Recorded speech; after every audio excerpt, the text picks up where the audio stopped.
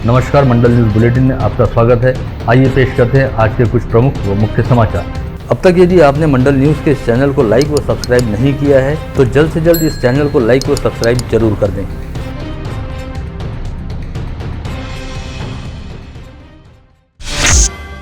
हाल ही में राज्य निर्वाचन आयोग द्वारा प्रभाग रचना की संशोधित सूची घोषित की गई। इसके साथ ही चुनाव लड़ने के इच्छुक प्रत्याशी अब इस बात को लेकर माथापच्ची करने और वोटों का गणित जोड़ने घटाने में जुट गए हैं कि उनके लिए कहां से चुनाव लड़ना ज्यादा फायदेमंद व सुविधाजनक रहेगा। सबसे मुश्किल में इस समय उन इलाकों के प्रत्याशी देखे जा रहे हैं जहाँ पर गट्ठा वोट बैंक के भरोसे चुनाव लड़े व जीते जाते हैं, क्योंकि नई प्रभाग रचना के चलते कई प्रभागों का वोट बैंक अब किसी अन्य प्रभाग में चला गया है। ऐसे में आधे इधर आधे उधर हम जाएं किधर वाली स्थिति बन गई है। यह स्थिति विशेषकर शहर के सीमावर्ती प्रभागों में कुछ अधिक देखी जा रही है। इस प्रभाग रचना की वजह से मनपा के कई कद्दावर नेताओं का भी जनाधार इधर से उधर खिसक गया है और मनपा सहित शहर की राजनीति पर मजबूत पकड़ रखने वाले कई पुराने व वरिष्ठ पार्षदों को अपने अगले निर्वाचन क्षेत्र यानी प्रभाग के बारे में अभी से माथापच्ची करनी पड़ रही है। इससे पहले वर्ष 2017 में अमरावती महानगर पालिका के चुनाव 4 सदस्यीय प्रभाग पद्धति से हुए थे। तब 87 वार्डों के लिए कुल 22 प्रभाग बनाए गए थे। वहीं इस बार 3 सदस्यीय प्रभाग पद्धति से चुनाव करवाए जाने हैं और वार्डों की संख्या 87 से बढ़ाकर 98 कर दी गई है। ऐसे में प्रभागों की संख्या भी 22 से बढ़कर 33 हो गई है। जाहिर सी बात है कि 4 सदस्यीय प्रभाग पद्धति की बजाय 3 सदस्यीय प्रभाग पद्धति तय किए जाने के साथ ही यह भी तय हो गया था कि हर प्रभाग का एक एक वार्ड कटेगा, जिसे किसी अन्य प्रभाग के साथ जोड़ा जाएगा और नए परिसीमन के तहत कुछ नए प्रभाग भी बनेंगे। किंतु इस चक्कर में कई पार्षदों सहित चुनाव लड़ने के इच्छुकों के वोटर अब अलग अलग प्रभागों में बंट गए हैं। ऐसे में अब इस प्रभाग से चुनाव लड़ा जाए या उस प्रभाग से जोर आजमाया जाए, इस बात को लेकर कई इच्छुकों द्वारा माथापच्ची की जा रही है। कई मौजूदा पार्षदों की एक समस्या यह भी है कि अपने जारी कार्यकाल के दौरान उन्होंने जिन वार्डों में हाल फिलहाल के दिनों में विकास कामों का जमकर भूमि पूजन किया और जहां पर विकास की गंगा प्रवाहित करने का दावा भी किया, अब वे वार्ड किसी अन्य प्रभाग में शामिल है। चूंकि 3 सदस्यीय प्रभाग पद्धति के तहत जीत हेतु प्रभाग में शामिल तीनों वार्डों के मतदाताओं से वोट मिलना जरूरी है। ऐसे में किसी एक वार्ड के दम पर चुनाव लड़ने अथवा जीतने की बात सोची भी नहीं जा सकती। ऐसे में 1 या 2 वार्डों पर पकड़ रखने वाले पार्षदों के समक्ष उन्हीं वार्डों का विभाजन 2 अलग अलग प्रभागों में हो जाने की वजह से काफी समस्या पैदा हो गई है। इस समय यदि शहर में चल रही राजनीतिक चर्चाओं पर गौर किया जाए तो अधिकांश मौजूदा पार्षदों व राजनेताओं का मानना है कि यह प्रभाग रचना बड़े सोचे समझे ढंग के साथ बनाई गई है, जिसके तहत कई पुराने पार्षदों व वरिष्ठ नेताओं को चुनाव सहित शहर की राजनीति से दरकिनार करने का कुछ हद तक प्रयास किया गया है। प्रभागों के परिसीमन के नाम पर वार्डों का बंटवारा कुछ इस तरह से किया गया है ताकि कुछ मौजूदा पार्षदों और लंबे समय तक मनपा की राजनीति में सक्रिय नेताओं की शहर पर पकड़ को थोड़ा ढीला किया जा सके। शहर में चल रही राजनीतिक चर्चाओं में बाकायदा इसके लिए कई नामों के साथ कुछ उदाहरण भी दिए जा रहे हैं। वहीं दूसरी ओर शहर के कई मौजूदा पार्षदों और मनपा की राजनीति पर पकड़ रखने वाले नेताओं के माथे पर इस समय चिंता की लकीरें भी देखी जा रही हैं। स्थानीय महानगर पालिका का आगामी आम चुनाव तय समयावधि के भीतर संपन्न कराने की दृष्टि से राज्य निर्वाचन आयोग द्वारा तमाम तैयारियां शुरू की गई हैं, जिसके अनुसार राज्य निर्वाचन आयोग ने गत रोज मनपा आयुक्त को आगामी 28 फरवरी से पहले मतदाता सूचियों का प्रभाग निहाय विभाजन करने का निर्देश दिया है। इसके साथ ही चुनावी तैयारियों को लेकर दूसरे चरण का कामकाज लगभग शुरू हो गया है। विगत 5 जनवरी को मतदाता सूची पुनरीक्षण अभियान के पश्चात विधानसभा निहाय मतदाता सूची प्रकाशित की गई थी, जिसे प्राप्त करते हुए अब मनपा प्रभाग रचना के अनुसार मतदाता सूचियों का विभाजन किया जाएगा। राज्य के राज्यपाल भगत सिंह कोश्यारी विगत 2 दिनों से विदर्भ क्षेत्र के दौरे पर हैं और दौरे के अंतिम दिन आज शाम उनका अमरावती के सरकारी विश्राम गृह पर आगमन हुआ, जहां पर राज शिष्टाचार के साथ महामहिम का स्वागत करने के साथ ही शहर पुलिस द्वारा उन्हें सलामी दी गई।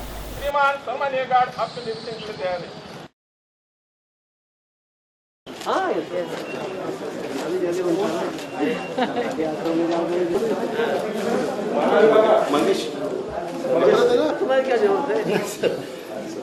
ये डायरी से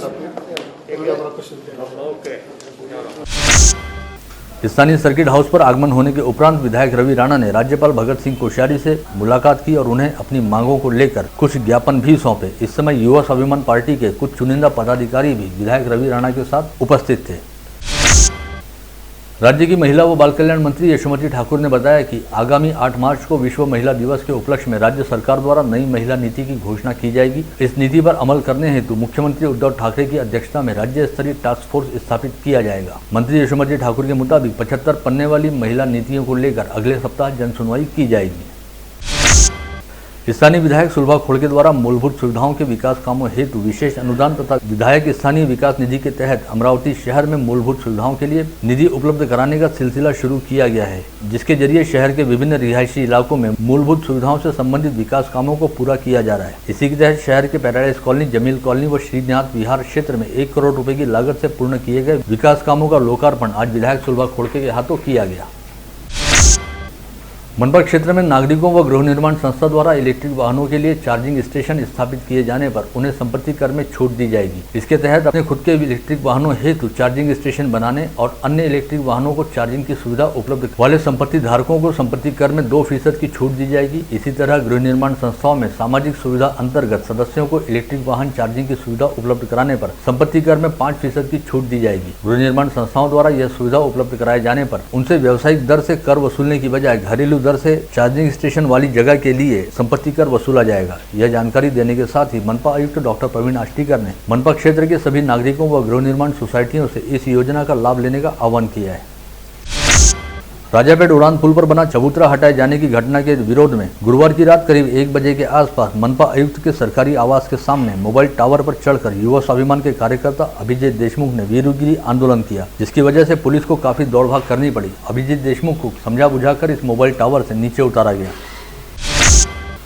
महाराष्ट्र जीवन प्राधिकरण द्वारा चलाई जाने वाली जलापूर्ति योजना का बिल बकाया रहने वाले ग्राहकों के लिए 21 जनवरी 2022 से 20 जनवरी 2023 तक अभय योजना चलाई जा रही है। इसमें बकाया बिल अदा करने पर विलंब शुल्क में 100 से 70% तक छूट दी जाएगी। इस योजना का लाभ लेने हेतु ग्राहकों को महाराष्ट्र जीवन प्राधिकरण के जल व्यवस्थापन विभाग में आवश्यक शुल्क सहित निर्धारित प्रारूप के तहत आवेदन करना होगा। साथ ही बकाया बिल का एकमुश्त भुगतान भी करना होगा।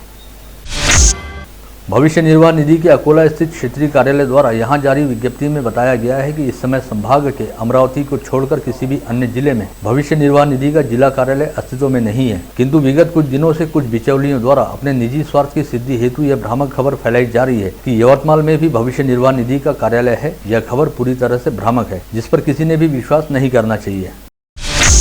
विगत 24 घंटे के दौरान अमरावती जिले में 165 नए संक्रमित मरीज पाए गए। इसके साथ ही एक्टिव पॉजिटिव मरीजों की संख्या बढ़कर एक्टिव पॉजिटिव मरीजों की संख्या 1618 हो गई है। इन एक्टिव पॉजिटिव मरीजों में मनपा क्षेत्र के 830, ग्रामीण क्षेत्र के 788 मरीजों का समावेश है। इसमें से 89 मरीज कोविड अस्पतालों में भर्ती हैं। वहीं मनपा क्षेत्र में 828 व ग्रामीण क्षेत्र में 701 मरीजों को होम आइसोलेशन में रखा गया है। बीते 24 घंटे के दौरान जिले में 1140 संदिग्धों के थ्रोट स्वैब सैंपलों की जांच की गई, जिसमें से 14.47% की टेस्ट रिपोर्ट पॉजिटिव आई है। वहीं इस समय कोविड संक्रमित मरीजों के कोविड मुक्त होने का प्रमाण 96.92% के स्तर पर है। बीते 24 घंटे के दौरान समूचे संभाग में 1354 कोविड संक्रमित मरीज पाए गए, जिनमें अकोला के 79, यवतमाल के 163, बुल्ढाना के 770 व वाशिम के 177 मरीजों का समावेश है। राहत वाली बात यह भी है कि बीते 24 घंटे के दौरान संभाग में 1966 मरीज कोविड मुक्त हुए, जिनमें अकोला के 192, यवतमाल के 187, बुल्ढाना के 1154 व वाशिम के 90 व्यक्तियों का समावेश रहा। साथ ही आज संभाग में कुल 3 संक्रमितों की मौत हुई, जिनमें यवतमाल के 1 व बुल्ढाना के 2 संक्रमितों का समावेश है। स्थानीय हनुमान व्यायाम प्रसारक मंडल द्वारा संचालित degree college of physical education के प्रांगण में आज ऋषि पंचमी के अवसर पर सुबह 9:30 बजे माता सरस्वती की पूजा आरती व हवन किया गया। सरस्वती पूजा का आयोजन किया गया, जिसमें बिहार, झारखंड, छत्तीसगढ़, ओडिशा, अंडमान एंड निकोबार एवं त्रिपुरा के छात्र एवं छात्राओं के द्वारा एवं स्टूडेंट काउंसिल के माध्यम से आज का कार्यक्रम यहाँ पर सरस्वती पूजा का और सभी शिक्षकगण, ये पूजा सभी स्टूडेंट के लिए विद्या की देवी सरस्वती माँ का ये हर साल जब से कॉलेज यहाँ पर स्टार्ट हुआ है तभी से हम सभी छात्र मिलकर यहाँ पर ये आयोजन करते हैं। और इस आयोजन में सभी एचबीपीएम के जितने भी छात्र हैं सभी मिलजुल कर इस आयोजन को सफल करते हैं। हम लोग माता जकी पार्वती पिता महान चरे और चरे मेवा, पान चरे फूल चरे और चरे मेवा। जय गणेश जय गणेश जय गणेश देवा, माता जकी पार्वती पिता महादेवा। अंधन को आँख देत कोढ़न को पाया, अंधन को आँख देत कोढ़न को पाया। गर्भाशय निकालने के ऑपरेशन में अक्षम्य लापरवाही बरतते हुए मरीज के इलाज में कोताही करने और लापरवाही की वजह से मरीज के शरीर को नुकसान पहुंचाने के मामले में इंसाफ पाने हेतु शहर की ख्यातनाम फार्मासिस्ट भारती मनीष मोहकार ने अब स्थानीय अदालत में गुहार लगाई है। अपनी वकील सपना जाधव के जरिए इस मामले को लेकर दायर याचिका में भारती मोहकार ने अदालत से निवेदन किया है कि इस मामले में मुख्य आरोपी डॉक्टर अमित मालपे के साथ ही अन्य 4 डॉक्टरों को भी आरोपी बनाया जाए तथा मामले की गंभीरता को देखते हुए विभिन्न धाराओं के तहत अपराध दर्ज करने का निर्देश पुलिस को दिया जाए। चांदू रेलवे तहसील के सावंगी मगरापुर की अनुसूचित जाति की बस्ती में विगत 28 दिनों से ग्राम पंचायत ने जानबूझकर जलापूर्ति बंद की थी, ऐसा आरोप लगाते हुए सैकड़ों गांव वासियों ने बुधवार की रात गांव छोड़कर गांव की सरहद पर अपना आंदोलन शुरू किया था। पश्चात गत रोज प्रशासन ने गांव वासियों को लिखित आश्वासन दिया और तीसरे दिन यह आंदोलन पीछे लिया गया। गाँव के वार्ड क्रमांक 1 में अब अस्थायी तौर पर पाइपलाइन बिछाकर जलापूर्ति की जा रही है।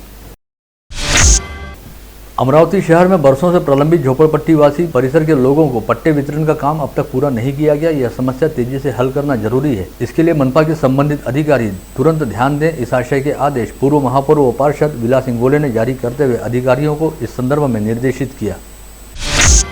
अचलपुर तहसील के बोर्डी गांव में रहने वाले सुरेश तट्टे का 15 वर्षीय पुत्र वेदांत तट्टे विगत 2 फरवरी से लापता था और उसकी सरगर्मी से तलाश की जा रही थी। इसी दौरान आज वेदांत तट्टे का शव उसके ही एक रिश्तेदार के खेत में स्थित कुएं से बरामद हुआ। खेत में स्थित कुएं में लाश बरामद होते ही इसकी जानकारी पुलिस को दी गई। पुलिस ने घटनास्थल का पंचनामा करते हुए लाश को बाहर निकाला और उसे पोस्टमार्टम हेतु अचलपुर के उपजिला अस्पताल में भिजवाया। तलेगांव श्यामजी पंत में एक पत्नी ने अपने प्रेमी की सहायता से अपने पति जगदीश भानुदास देशमुख की बेरहमी से हत्या कर उसकी लाश को बोरे में भरकर सड़क के किनारे फेंक दी। यह घटना कल सुबह उजागर हुई थी। नया आष्टी परिसर में घटित इस हत्याकांड को लेकर पुलिस ने आरोपी प्रेमी शुभम जाधव और मृतक की पत्नी दीपाली को गिरफ्तार किया है। दरियापुर से अंजनगांव सुरजी जाते समय कार का टायर फूट जाने के कारण हुए सड़क हादसे में 17 वर्षीय अर्पिता गिरी की मौके पर ही मौत हो गई। वहीं इस हादसे में उसके माता पिता रेखा व राजेश तथा एक अन्य दुपहिया मोटरसाइकिल पर सवार पति पत्नी प्रतीक्षा व विशाल सोलंकी गंभीर रूप से घायल हो गए। यह हादसा गत रोज दोपहर 4:30 बजे के आसपास इटकी फाटे पर घटित हुआ। 2 दिन पूर्व राजापेट पुलिस ने गुप्त सूचना के आधार पर नया बाईपास रोड स्थित कृष्णा मार्बल के सामने 2 गांजा तस्करों को गिरफ्तार करते हुए 17,19,000 रुपए का माल बरामद किया था। वहीं तीसरा आरोपी फरार होने में कामयाब रहा। दोनों आरोपियों की निशानदेही पर राजापेट पुलिस उस तीसरे आरोपी को गिरफ्तार करने के लिए नागपुर रवाना हुई थी, मगर नागपुर में यह आरोपी उनके हाथ नहीं लगा। ऐसे में पुलिस को नागपुर से खाली हाथ बेरंग लौटना पड़ा। अपने पति व बच्चे के साथ अहमदा एक्सप्रेस में सवार होकर बिलासपुर से सूरत जा रही एक महिला की नींद का फायदा उठाते हुए पुलगांव गुंजखेड़ा निवासी आरोपी जयेश पाटिल ने करीब 38,000 रुपए कीमत के 2 मोबाइल चुरा लिए। इसकी शिकायत मिलते ही बडनेरा जीआरपी पुलिस ने आरोपी जयेश को गिरफ्तार किया। साथ ही पुलिस ने आरोपी के पास से 30,000 रुपए कीमत का माल बरामद करने में सफलता भी पाई। पुलिस आयुक्त के विशेष दल ने गुप्त सूचना के आधार पर बलगांव पुलिस थाना क्षेत्र के छिराला रेलवे क्रॉसिंग के पास शराब की तस्करी करते समय एक हुंडई कार को पकड़ा और अजय गूगल माने व श्रीकृष्ण इगले नामक 2 आरोपियों को गिरफ्तार भी किया। इसी दौरान बलगांव पुलिस थाना क्षेत्र व गाड़गेनगर पुलिस थाना क्षेत्र से ओवरलोड रेती की ढुलाई कर रहे 2 ट्रक भी विशेष पथक द्वारा बरामद किए गए। आगामी चुनाव के मद्देनजर जिले में किसी भी तरह की कोई अप्रिय घटना न हो, इस बात के मद्देनजर ग्रामीण क्षेत्र में प्रतिबंधात्मक कार्रवाई बढ़ा दी गई है और पुलिस थाना निहाय रिकॉर्डधारी बदमाशों की सूची बनाने का काम शुरू किया गया है। जल्द ही सूचीबद्ध किए जाने वाले अपराधियों को तड़ीपार करने के साथ ही उनके खिलाफ एमपीडीए की कार्रवाई की जाएगी। इस आशय की जानकारी जिला ग्रामीण पुलिस अधीक्षक अविनाश बारगल द्वारा दी गई है। अचलपुर के समरसपुरा में एक सिरफिरे व्यक्ति ने सड़क किनारे खड़े कई 4 व्हीलर वाहनों की कांच तोड़ दिए। पुलिस द्वारा मामले की जांच की जा रही है। इस मामले को लेकर सरमसपुरा परिसर वासियों ने नितिन सुभाष राव कोल्हे नामक व्यक्ति के खिलाफ पुलिस थाने में रिपोर्ट लिखाई है। अचलपुर की फिनले मिल में काम करने वाले तथा बेगमपुरा परिसर में रहने वाले 29 वर्षीय निखिल हदाले ने आज अपने घर में फांसी लगाकर आत्महत्या कर ली। पता चला है कि विगत 2 वर्षों से मिल द्वारा वेतन नहीं दिए जाने और मिल में कामकाज बंद रहने की वजह से निखिल हदाले अच्छा खासा परेशान था और विगत कई दिनों से गिरनी कामगार संघ द्वारा शुरू किए गए आंदोलन में भी वह शामिल था। मृतक निखिल ने आत्महत्या करने से पहले कोई सुसाइड नोट नहीं छोड़ा है। ऐसे में आधिकारिक रूप से खुदकुशी का कारण फिलहाल तक अज्ञात है। पुलिस द्वारा मामले की जाँच की जा रही है। आप देख रहे थे मंडल न्यूज बुलेटिन। हमारे चैनल को लाइक करें, शेयर करें और हाँ, सब्सक्राइब करना ना भूलें। कल होगी आपसे फिर मुलाकात, तब तक के लिए धन्यवाद।